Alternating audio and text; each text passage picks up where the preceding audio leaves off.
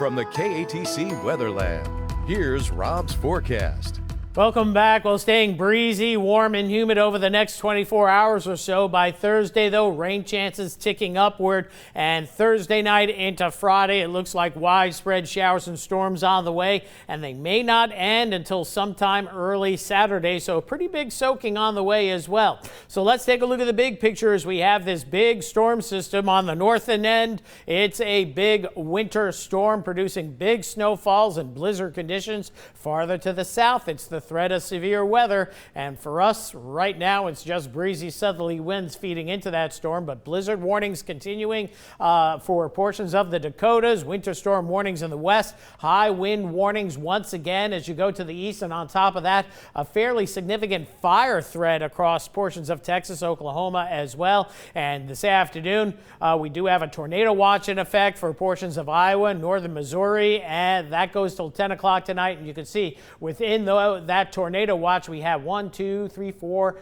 5 severe thunderstorm warnings going right now for the possibility of damaging winds and large hail. And that severe weather threat only becomes more widespread as the evening wears on and will migrate farther to the south overnight tonight across portions of, we'll say, Arkansas as well, where we're talking about a moderate risk of severe weather almost all the way back through northeast Texas. Moving into tomorrow, that severe weather threat, the more significant part of it will be from Memphis on northward toward the Great Lakes, but there is a lower end threat of severe storms, mainly central Louisiana on northward.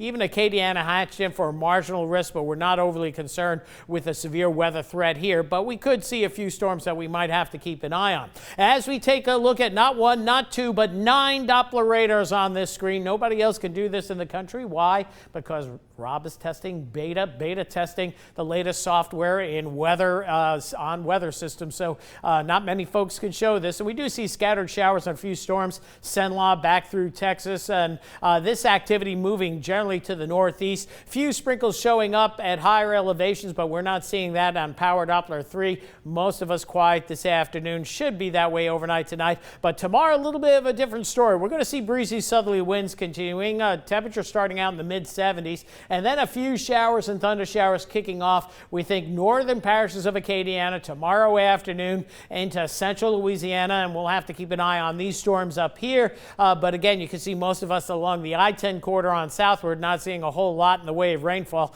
That's why I'm going 20% on your rain chances. Front pushes on through Thursday. All the action is going to be behind this front as disturbances come in from the southwest, and that's going to keep showers and storms in the forecast. Thursday will go up to 50 to 60%, and then Thursday night into Friday we're talking 90 to 100%. And we bring in the Euro model here, and it does look quite active. Friday morning, very heavy storms perhaps back across Texas, and Friday looks to be the day that could be a complete washout, on and off showers and storms likely, and that weather continues overnight through Saturday morning. We're hoping by Saturday midday into the afternoon hours rain chances begin to tone down. Then we get into Easter Sunday. We're looking for lots of clouds, low end rain chances, temperatures somewhere in the low to mid 70s, but hopefully drier for Easter Sunday. Now going back to the north and west, look at the rainfall totals based on the European model. This mostly comes Friday into Saturday, and even Acadiana hatched in for a 3 to 5 inch rainfall possibly. We'll say 2 to 4,